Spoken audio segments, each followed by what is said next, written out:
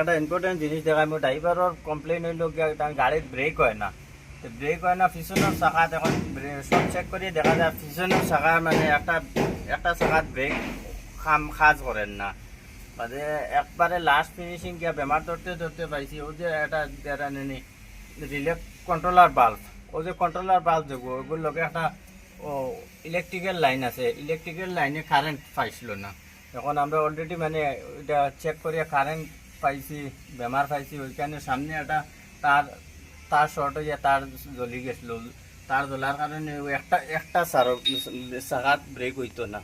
তো এখন বর্তমানে আমরা গাড়ি ওকে, ব্রেক ও কারণে ব্রেকটা কম হয়েছে।